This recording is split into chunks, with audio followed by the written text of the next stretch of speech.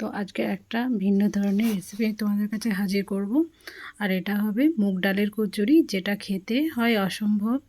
মানে দোকানের কচুরিকে খাও তোমরা ভুলে যাবে যদি এটাকে বানিয়ে একবার খাও। যেমনি ক্রিস্পি হয় তেমনি কিন্তু পুরো ঠাসা থাকে, খেতে দারুণই লাগে। সন্ধ্যের চায়ের আড্ডাতে কিন্তু এভাবে বানিয়ে যদি খাও তাহলে তো তোমাদের সন্ধ্যাটা জমে যাবে একদম। আর এটা সসের সঙ্গে উপভোগ করতে পারো বা চায়ের সঙ্গে, যেটাতেই খাবে সেটাতেই কিন্তু দারুণ লাগবে।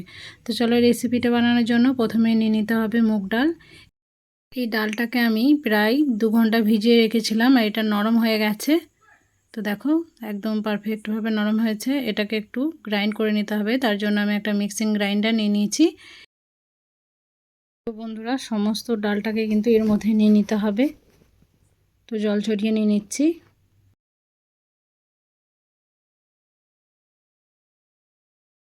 এরপর এখানে আমি অ্যাড করে দেবো 2টি কাঁচা লঙ্কা। তোমরা যেমন ঝাল খাবে সেরকম দিয়ে দেবে। তো ঢাকা দিয়ে এটাকে আমি গ্রাইন্ড করে তোমাদের কাছে ফিরে আসছি। তো বন্ধুরা দেখো গ্রাইন্ড করা আমার হয়ে গেছে। তো তোমাদেরকে দেখাচ্ছি ঠিক এইরকম করে নিতে হবে। এরপর চলো এটাকে একটু ফ্রাই করে নিতে হবে। তাই গ্যাস ওভেনে আমি কড়াই চাপিয়ে দিয়েছি। এর মধ্যে দিয়ে দেবো আমি তেল। তো খুবই অল্প পরিমাণ তেলটাকে দিতে হবে। এরপর এখানে অ্যাড করে দিতে হবে, মানে তেলটা যখন গরম হয়ে যাবে তখন এখানে আমি হিং দিয়ে দেবো 1 চামচের মতো। হিংটা দিলে এর গন্ধটা কিন্তু দারুণই আসে। তো দিয়ে দিলাম হিং আমি।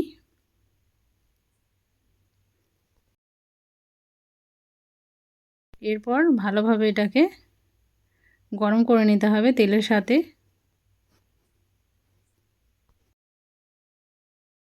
তো বন্ধুরা এটা বেশ ভালোভাবে গরম হয়ে গেছে। এরপর আমি সেই মুগ ডালের পেস্টটাকে এর মধ্যে দিয়ে দিচ্ছি।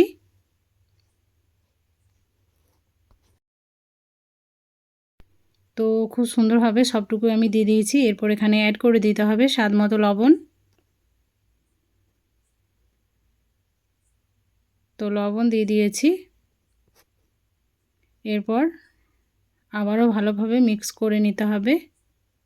তো মশলাগুলো তার আগে আমি অ্যাড করে নেব। অল্প পরিমাণ হলুদ গুঁড়ি দিয়েছি, অল্প পরিমাণ জিরের গুঁড়ি, অল্প পরিমাণ লঙ্কার গুঁড়ি আর অল্প পরিমাণ ধনের গুঁড়ি দিয়ে দিয়েছি। হাফ চামচের থেকে একটু কম করেই লাগবে কিন্তু এগুলো। মশলা তোমরা নাও দিতে পারো। এখানে কিন্তু গোলমরিচের গুঁড়ো অ্যাড করে দেবে। আর এখানে আমি একটু আদা রসুনের পেস্টও দিয়ে দিলাম, এতে খেতে কিন্তু দারুণই লাগবে।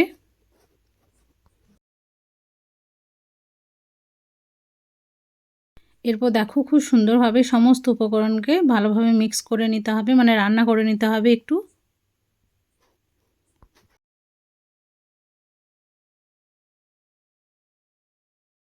তো ভালোভাবে এটাকে কিন্তু নেড়ে নিতে হবে। আর দেখবে যখন এটা রেডি, এটা কিন্তু বেশি সময় লাগবে না, একটু টাইমে কুক করলেই কিন্তু হয়ে যাবে রেডি। আর যখন সম্পূর্ণভাবে রেডি হয়ে যাবে তখন এটা কিন্তু প্যান থেকে ছেড়ে চলে আসবে, মানে উঠে চলে আসবে। তো এটা রেডি হয়ে গেছে, এটাকে ঠান্ডা করে নিতে হবে। এদিকে করে নিতে হবে ময়দার একটা ডো। তার জন্য এখানে আমি দিয়ে দেবো পরিমাণ মতো ময়দা। এখানে আমি 1 কাপ পরিমাণ ময়দাতে করব। তো ময়দা আমি দিয়ে দিয়েছি। এরপর এখানে দিয়ে দিতে হবে স্বাদ মতো লবণ। তোমরা ময়দাটা কিন্তু কম বেশি করে নেবে, যেমন বাড়িতে সদস্য থাকবে ঠিক সেরকম করে নিতে পারবে। স্বাদ মতো লবণ দিয়ে দিয়েছি আর দিয়ে দিয়েছি কিছুটা পরিমাণ জোয়ান। এরপর সাদা তেল দিয়ে খুব ভালোভাবে এটাকে ময়ান করে নিতে হবে। তাই দেখো আমি হাতে করে ঘষে ঘষে ময়ান দিয়ে দেবো।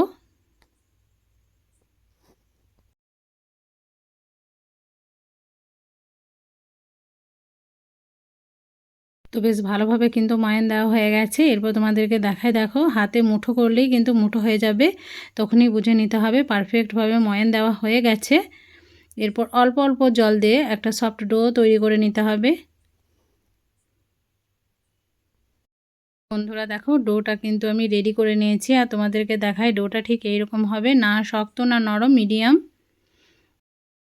এরপর আমি এখান থেকে লেচি বের করে নেব। তো খুব সুন্দরভাবে প্রথমে রোল করে নিতে হবে। এরপর একটা ছুরির সাহায্যে এগুলোকে আমি মানে লেচিগুলো সমানভাবে কেটে নেব। তাই প্রথমে আমি এটাকে রোল করে নিচ্ছি।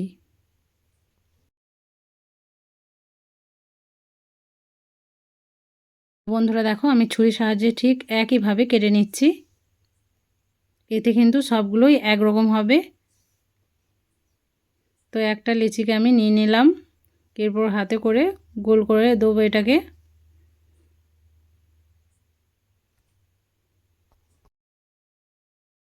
তো যখন গোল করা হয়ে যাবে তখন এটাকে একটা বাটির শেপ দিয়ে দিতে হবে। তো বাটির শেপ দেওয়ার পর এখানে যে আমি পুরটা রেডি করেছিলাম মুগ ডালের, সেই মুগ ডালের পুরটাকে নিয়ে এর মাঝ বরাবর দিয়ে দিতে হবে। তো একটু গোল করে নিতে হবে প্রথমেই। এরপর দেখো আমি ঠিক এইভাবে করে দিয়ে দিচ্ছি মাঝ বরাবর। এরপর ঠিক এইভাবে করে মুড়ে নিতে হবে, এতে খুলে যাবে না। এরপর হালকা হাতে এটাকে একটু মুড়িয়ে নিতে হবে ঘুরিয়ে ঘুরিয়ে। তো এইভাবে করলে একটাও কিন্তু কচুরি খুলে আসবে না, আর ঠিক এইভাবে করে নিতে হবে। তো একটা কিন্তু প্রায় আমার রেডি হয়ে গেছে। এইভাবে করে প্রেস করে করে কিন্তু চ্যাপটা করে দিতে হবে। তো দেখো সম্পূর্ণভাবে এটা রেডি করে নিয়েছি। সেম পদ্ধতিতে আর একটাকেও বানিয়ে তোমাদেরকে চলো দেখাই। তো প্রথমেই দেখো আমি টুপি বানিয়ে নিয়েছি বা বাটি বানিয়ে নিয়েছি। এরপর মাঝ বরাবর পুরটাকে দিয়ে দিতে হবে, গোল করে দিয়ে দিতে হবে।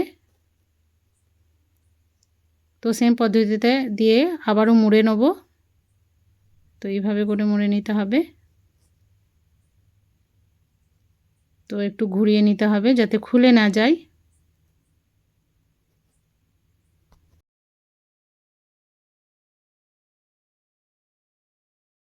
এরপরে প্রেস করে করে চ্যাপটা করে দিতে হবে, মানে কচুরির শেপ কিন্তু চলে আসবে। তো এইভাবে বানিয়ে দেখবে, খেতে কিন্তু দারুণই লাগে, যেমনি ক্রিস্পি তেমনি কিন্তু মুখরোচক। তো সবগুলোকেই আমি সেম পদ্ধতিতে বানিয়ে নিয়েছি। দেখো সবগুলো কিন্তু আমি রেডি করে নিয়েছি। এদিকে গ্যাস ওভেনে একটা কড়াই আমি তেল চাপিয়ে দিয়েছি, তেলটা কিন্তু মিডিয়াম গরম আছে। তো দেখো আমি কচুরি একটা দিয়ে দিয়েছি কিন্তু, আর দেখো আমি হাত দিচ্ছি, তেলটা কিন্তু বেশি গরম নেই, মিডিয়াম আছে। তো চারটে প্রথমে দিয়ে দেবো। আর এগুলো কিন্তু হাই ফ্লেমে ভাজলে হবে না, লোতেই রাখতে হবে, তাহলে একদম ভিতর থেকে ক্রিস্পি হবে। একটু চামচের সাহায্যে কিন্তু নড়িয়ে নিতে হবে আর একটু তেল ছিটিয়ে ছিটিয়ে দিতে হবে, তাহলে এগুলো কিন্তু খুব সুন্দরভাবে ফুলবে।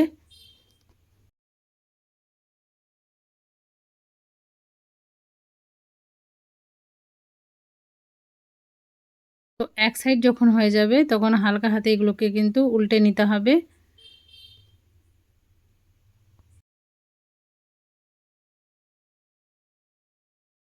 বন্ধুরা দেখো খুব সুন্দরভাবে কিন্তু এগুলো তেলের মধ্যে ফুটছে, আর মাঝে মাঝে কিন্তু উল্টে পাল্টে নিতে হবে। তো অনেকটাই কিন্তু কালার চলে এসছে। তো ভালোভাবে এগুলোকে উল্টে নিতে হবে, যেহেতু তেলটা একটু বেশি দেওয়া আছে তার জন্য কিন্তু ছিটিয়ে যাচ্ছিলো, তার জন্য আমি দুটি নিয়ে নিয়েছি, একটা চামচ নিয়েছি আর একটা খুন্তি নিয়ে ভালোভাবে উল্টে দিচ্ছি। তো বন্ধুরা খুব সুন্দরভাবে কালার চলে এসছে, দেখি বুঝতে পারছো আর কতটা পরিমাণ ফুলেছে সেটাও বুঝতে পারছো।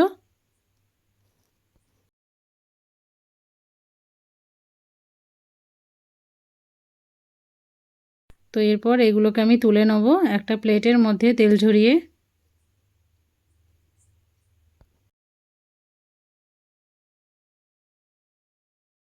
তো সেম পদ্ধতিতে বাকি যেগুলো ছিল সেগুলোকেও কিন্তু আমি ভেজে নিয়েছিলাম। এরপর চলো এগুলোকে সার্ভ করে তোমাদেরকে দেখাই। তো আজকের ভিডিওটা কেমন লাগলো অবশ্যই কমেন্টের মাধ্যমে জানাতে ভুলবে না। তো এগুলোকে আমি টমেটো সসের সঙ্গে কিন্তু সার্ভ করেছিলাম, দারুণ লেগেছিল খেতে। তো বন্ধুরা যদি ভালো লেগে থাকে ভিডিওটাকে তা একটা লাইক কমেন্ট ও শেয়ার করে দেবে, পাশে যে বেল আইকনটা আছে সেটা অবশ্যই ক্লিক করে রাখবে যাতে আরও নিত্য নতুন ভিডিও তোমরা সর্বপ্রথম পেয়ে যাও। আর দেখো কতটা ক্রিস্পি হয়েছে। তো আজকের মতো বিদায় নিচ্ছি, ভালো থাকবে সুস্থ থাকবে আর পরবর্তী ভিডিওর জন্য অবশ্যই কিন্তু অপেক্ষা করবে। আর বারবার বলছি আমার চ্যানেলটাকে অতি অবশ্যই সাবস্ক্রাইব করে ভিডিওটাকে ফুল ওয়াচ করবে। তো চলো আজকের মতো বিদায়।